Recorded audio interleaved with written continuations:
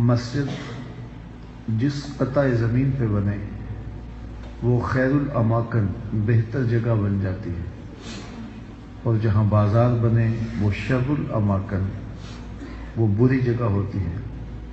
بہتر جگہیں مسجد ہیں اور بری جگہیں بازار ہیں۔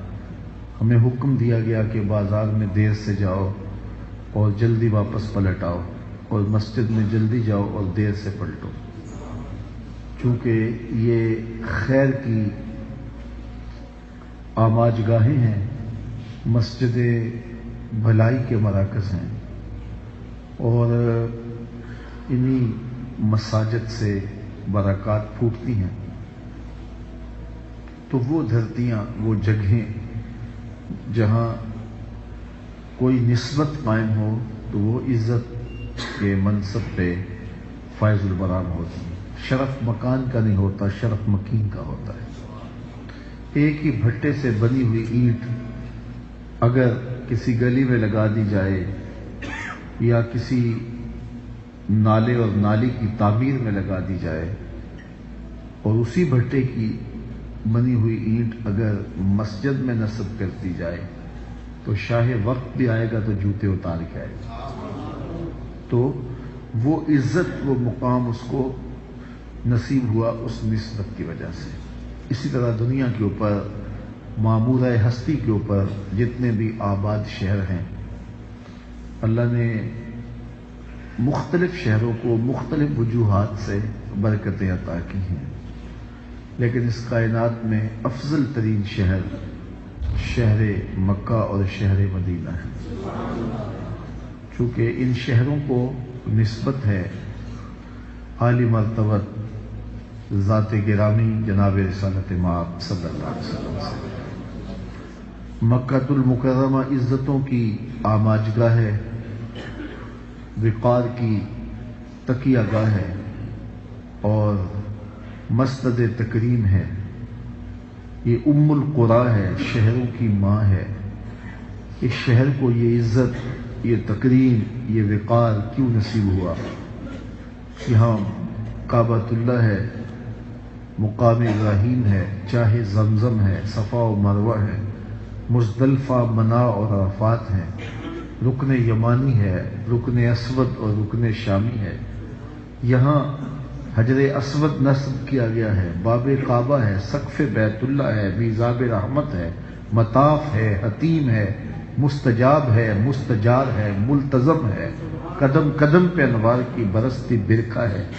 شاید اس لیے یہ شہر معزز ہے، اس لیے یہ شہر معزز ہے، اس میں کوئی شک نہیں ہے۔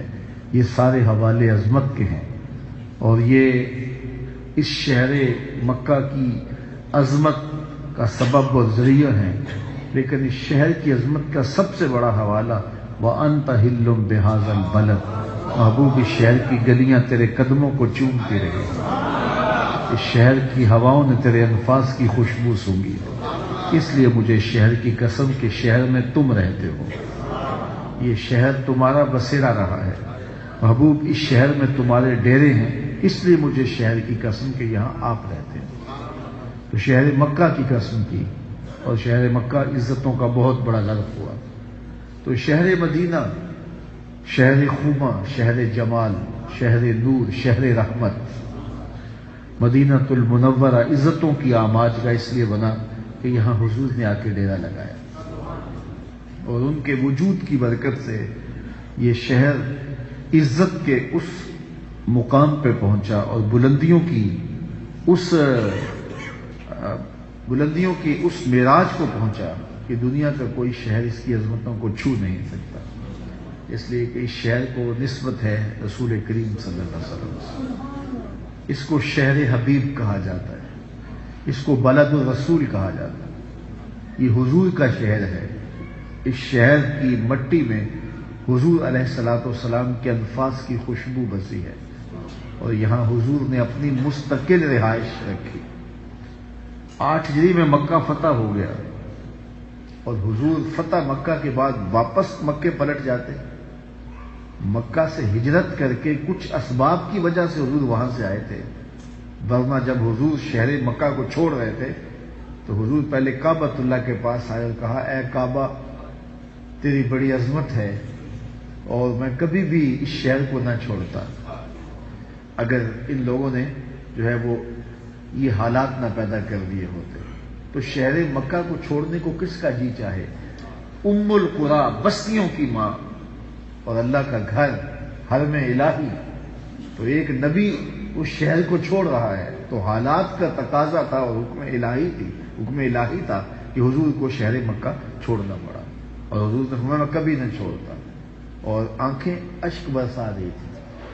8 سال کے بعد مکہ فتح ہو گیا تو حضور واپس پلٹ کے مکے آ جاتے کہ وہ رکاوٹیں ختم ہو گئی، بت توڑ دیے گئے، کعبۃ اللہ کی چھت پہ اذان کی آواز گونج رہی ہے، بلال حبشی صدائے دل نواز دے رہے ہیں، تو حضور واپس مکے آ جاتے، لیکن حضور مدینے والوں کا دل نہیں توڑنا چاہتا۔ کہ اس اوکھے ویلے انہوں نے جس طرح ساتھ دیا اور جس طرح انہوں نے محبتیں دی، جب حضور بیت عقبہ کے موقع پہ آئے نا، یہاں بیت عقبہ کے موقع پہ جب مدینے سے کچھ لوگ آئے، اور وہ آپ پڑھتے ہیں تاریخ میں 2 بیعتیں ہوئی ہیں جو مدینہ کے لوگوں نے حضور سے کی، بیت عقبہ اولا، بیت عقبہ ثانیہ۔ تو جب انہوں نے حضور کو کہا کہ آپ مدینہ المنورہ آ جائیں، یہاں کے حالات سازگار نہیں ہیں، تو ہم آپ کے ہاتھ پہ بیعت کرتے ہیں اور یہ عہد بھی کرتے ہیں کہ ہم وہاں آپ کے لیے لڑیں گے اور آپ کی حفاظت کریں گے، اور جو ہے وہ آپ کو وہاں مشکلات نہیں ہوں گی جو یہاں ہیں، آپ کے معاون ہوں گے، مددگار ہوں گے۔ تو حضور علیہ الصلوۃ والسلام سے جب یہ لوگ بیعت کرنے لگے تو حضرت برا بن معرور رضی اللہ تعالی عنہ وہ کہنے لگے کہ لوگوں رک جاؤ، یہ بیعت کرنا آسان نہیں ہے، ان کے ہاتھ میں تم جو بیعت کر رہے ہو تو اس کا مطلب یہ ہے پوری دنیا سے ٹکر لے رہے ہو، تو سوچ لو ایسا نہ ہو کہ کل بلا کے پھر کہو کہ یہ کیا ہو گیا۔ ابھی یہ نوجوان تھے تو سب نے عہد کیا کہ جان لٹا دیں گے، محبوب پہ آنچ نہیں آنے دیں گے۔ اللہ اکبر۔ پھر حضور کے ہاتھ میں انہوں نے بیعت کی اور آقا کریم علیہ الصلوۃ والسلام یہاں سے ہجرت کر کے مدینہ تشریف لے گئے۔ کلثوم بن ہدم کے مکان میں حضور ٹھہرے، یہ بالکل قباء سے جو ہے وہ آپ دائیں جانب اتریں تو وہاں اب بھی وہ مکان موجود ہے، اس حالت میں تو نہیں ہے لیکن شکستہ سی اس کی حالت ہے، شاید بعد میں دوبارہ اس کو تعمیر کیا گیا تھا۔ تو اس جگہ پہ وہ کھنڈر سا بنا ہوا ہے کیونکہ وہاں اس کا خیال نہیں رکھا گیا، لیکن یہ کلثوم بن ہدم کا مکان تھا جہاں حضور علیہ السلام نے قیام کیا، اور کھجوروں کے جھنڈ ہے، اور اسی باغ کے اندر آگے چل کے بیر عزق ہے جہاں حضور علیہ السلام نے پانی پیا تھا۔ جو لوگ عمرے کی سعادت یا حج کے لیے جاتے ہیں تو وہ ضرور اس کی زیارت کریں۔ تو حضور علیہ السلام یہاں رکے، حضور یہاں ٹھہرے، اور آپ جانتے ہیں کہ جس طرح وہ استقبال کرنے آئے اور جس طرح انہوں نے حضور کو محبت پیش کی، اور جس طرح طلع البدر علینا کی صدائیں تھیں، اور جس طرح پیار تھا ان کا اور امٹتے جذبات تھے، لیکن برا بن معرور نظر نہ آئے۔ تو حضور علیہ الصلوۃ والسلام کی آنکھیں ڈھونڈ رہی تھی اس نوجوان کو جس نے کہا تھا کہ اگر بیعت کرنی ہے تو پھر سوچ سمجھ کے کرو، پھر جانیں بھی وارنی پڑی تو گریز نہیں کرنا۔ تو جس محبت سے اس نے پھر دعوت دی تھی، پھر لوگوں کو امادہ کیا تھا عہد وفا کرنے پہ، تو آج میرے حضور کی آنکھیں ڈھونڈ رہی ہیں کہ آج برا بن معمور دکھائی نہیں پڑا۔ سارے لوگ استقبال کرنے آ رہے ہیں، حضور کلثوم بن ہدم کے مکان میں ٹھہرے لوگ ملنے آ رہے ہیں، لیکن حضرت برا نظر نہیں آئے۔ خیر وقت گزر گیا، شام کے اندھیرے گہرے ہو گئے اور لوگ اپنے اپنے گھروں کو اجازت پا کے واپس پلٹ گئے۔ آقا کریم سے کہا گیا کہ حضور ہم جو ہے وہ آپ کے آرام کا خیال کرتے ہوئے، دل تو نہیں چاہ رہا لیکن ہم آپ سے جدا ہو رہے ہیں، آپ سفر سے آئے ہیں تو آپ یہاں آرام کریں۔ تو آقا کریم علیہ الصلوۃ والسلام وہاں آرام کرنے کے لیے چلے گئے، لیکن حضور کو نیند نہ آئی۔ آقا کریم مکان سے نیچے اترے اور میری آنکھیں وہ کھجور کا درخت ڈھونڈتی تھیں، ایک کھجور کے درخت کے نیچے حضور آ کے کھڑے ہو گئے۔ دور سے ایک شخص گھوڑے پر سوار آ رہا تھا، اس نے نقاب کیا ہوا تھا. تو حضور نے کہا ہو نہ ہو یہ برا بن معمور کیوں نہ ہو. اور جب وہ قریب آیا تو اس نے نقاب الٹا تو وہ حضرت برا بن معمور ہی تھے. تو برا بن معمور نیچے اترے اور حضور سے لپٹ گئے اور آنکھوں سے آنسو ہیں.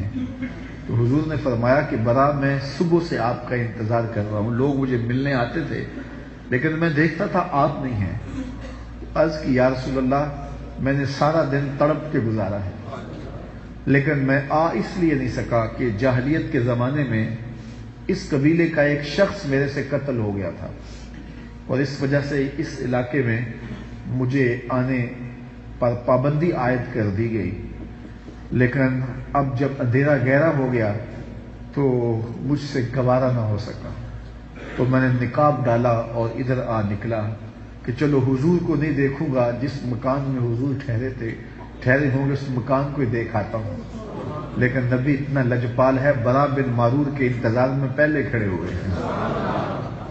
تو حضور نے یہاں قیام کیا اور محبتیں ان لوگوں کی جو تھیں اور ان کا جو پیار تھا اور پھر جس شوق و وارفتگی میں اہل مدینہ نے حضور کا استقبال کیا وہ نغمے آج بھی کانوں میں گونجتے ہیں. طالع البدر علینا من ثنیۃ الوداع وجب الشکر علینا ما دعا للہ داعی. وہ کیا عقیدتوں کا ہجوم تھا اور کیا محبتیں تھیں.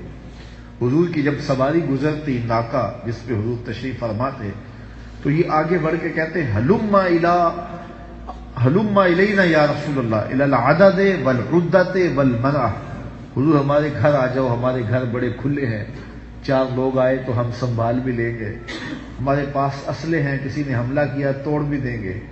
لیکن حضور فرماتے خلو سبیلی ناقتی معمورۃ من اللہ، میری اونٹنی اللہ کے حکم کی پابند ہے، اس کی راہیں چھوڑ دو.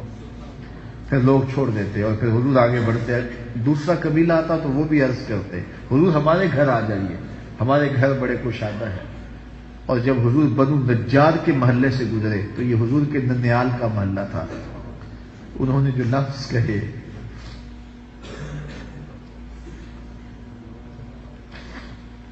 کتنی اپنائیت ہے ان لفظوں میں اور کیا پیار چھلکتا ہے ان لفظوں میں. ذرا آپ بھی ان لفظوں کی لذت لیجئے.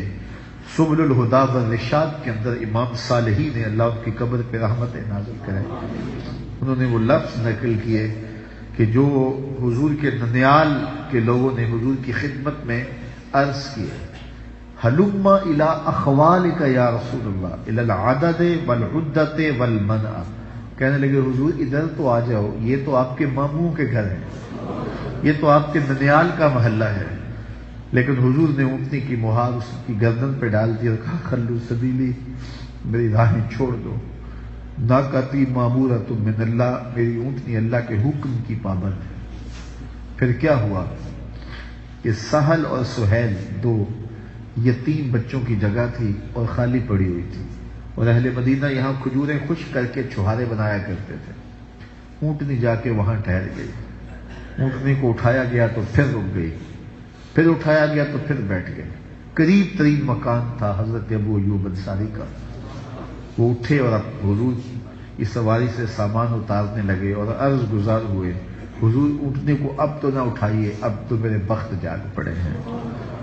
تو خوش قسمت وہ لوگ جنہوں نے حضور علیہ السلام کے میزبان ہونے کا شرف پایا اور پھر ان کے گھر میں حضور علیہ السلام کا قیام رہا. کلثوم بن ہدم ہوں، حضرت ابو ایوب انصاری ہوں یا دیگر انصار مدینہ، اللہ ان پر بے پناہ رحمت نازل کرے. تو فتح مکہ جب ہو گیا 8 ہجری کو تو حضور واپس تشریف لے جاتے مکہ المکرمہ میں. میاں جس وجہ سے میں آیا تھا وہ وجہ ہٹ گئی ہے، اب مکہ فتح ہو گیا ہے تو میں واپس چاہتا ہوں. لیکن نہیں، حضور علیہ الصلوۃ والسلام رک گئے اور آقا کریم علیہ الصلوۃ والسلام نے ہمیشہ اس شہر کے ساتھ وفا کا جو ربط و رشتہ تھا وہ نبھایا، حتیٰ کہ حضور کی تربت نور اور حضور کی قبر انور بھی اس شہر منور میں بنی اور قیامت تک کے لیے حضور نے آنے والوں کو یہ سبق وفا کا اور محبتوں کا دیا کہ جس مٹی سے وفا کرتے ہیں پھر وفا کا حق ادا کرتے ہیں۔ تو یہ شہر اب عزتوں کا وہ ظرف قرار پایا اور وہ مقام رفیع بنا کہ علماء فرماتے ہیں کہ کائنات میں سب سے افضل کوئی شہر ہے تو وہ شہر مدینہ ہے۔ علماء کے مابین اس بات میں اختلاف پیدا ہے کہ مکہ المکرمہ افضل ہے یا مدینہ النبی افضل ہے۔ یہ ایک علمی اختلاف ہے، بعض نے کہا کہ مکہ افضل، بعض نے کہا مدینہ افضل، دونوں جانب سے دلائل موجود ہیں، لیکن شیخ عبدالحق محدث دہلوی فرماتے ہیں جب حضور مکے میں تھے تو مکہ افضل تھا، جب مدینے میں آ گئے تو مدینہ افضل ہو گیا۔ جدھر جدھر سے وہ گزرتے رہے مجد و شرف بھی پیچھے پیچھے رہا۔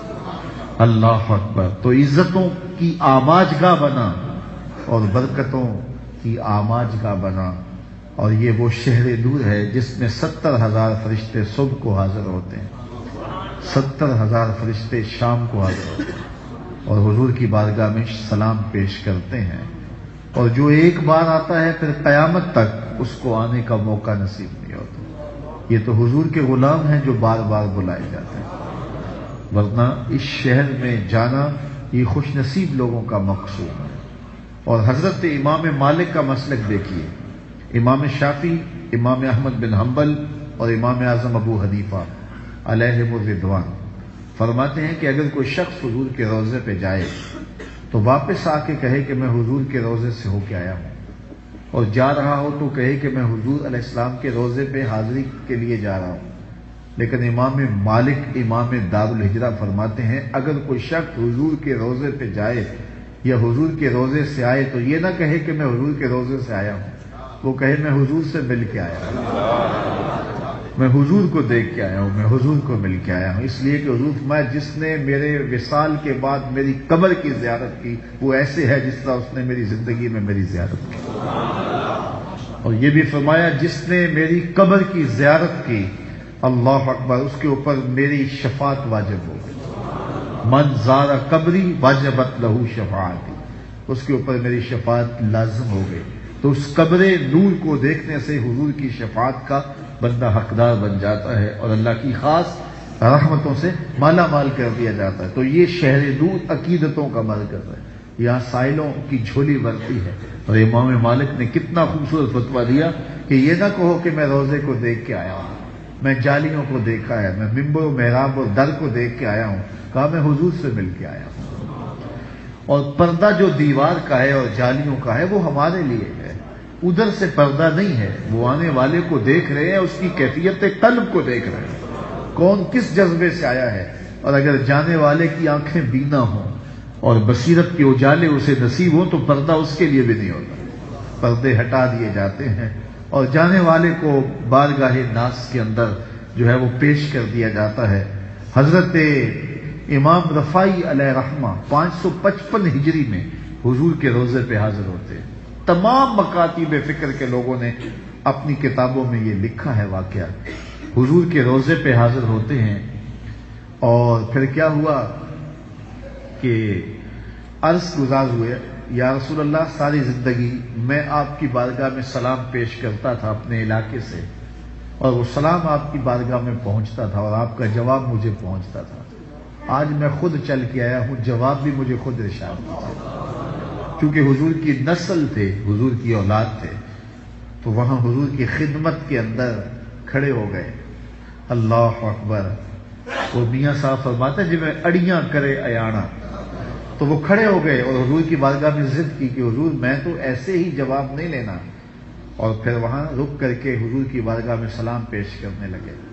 70,000 لوگ اس وقت مسجد نبوی میں موجود تھے، سب نے دیکھا کہ حضور کے روضے سے ہاتھ باہر آیا، اور حضرت امام رفاعی نے حضور کے ہاتھ کو بوسہ دیا۔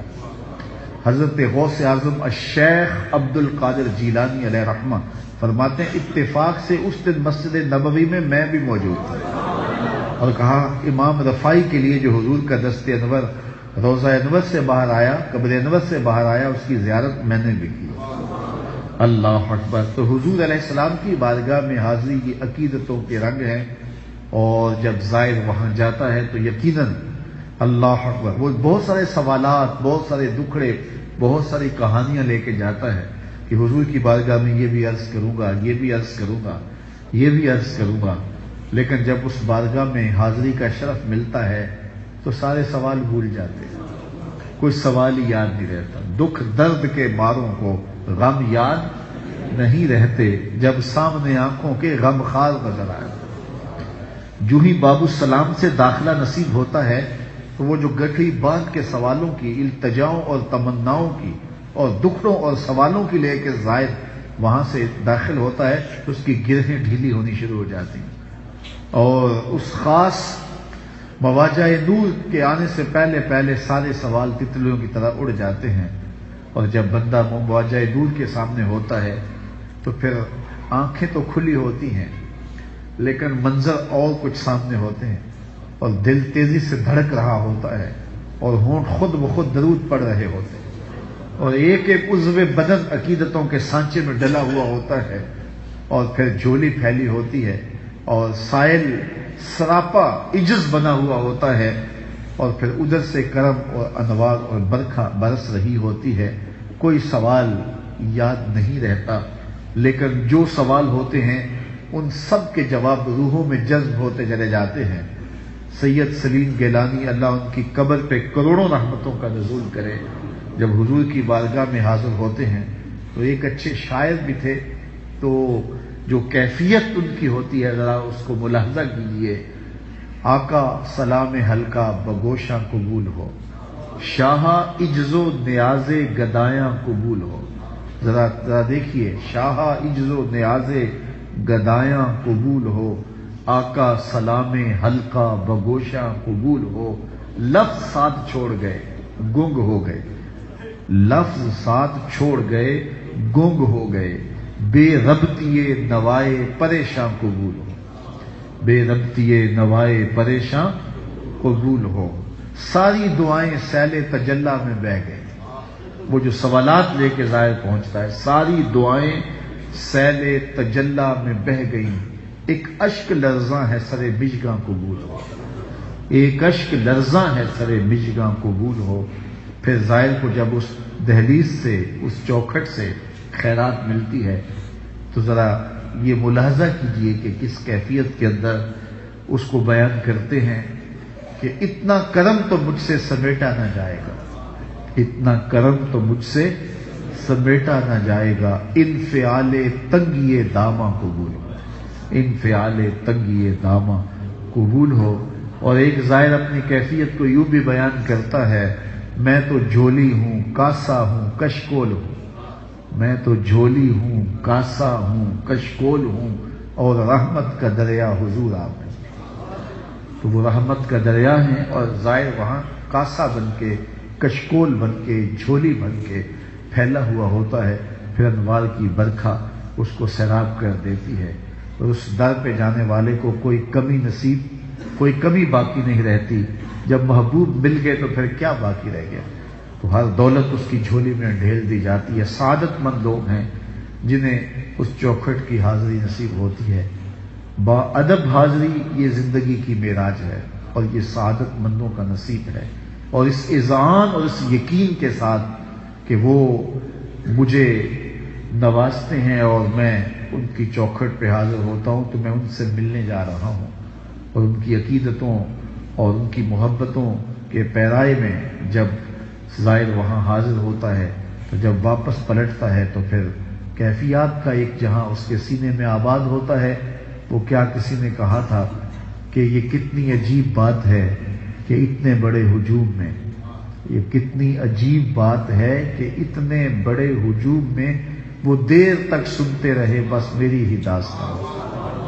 یہ ہر زائر کی کیفیت ہوتی ہے، وہ سمجھتا ہے کہ میرے ہی دکھڑے سنے جا رہے ہیں، وہ دیر تک سنتے رہے بس میری ہی داستان۔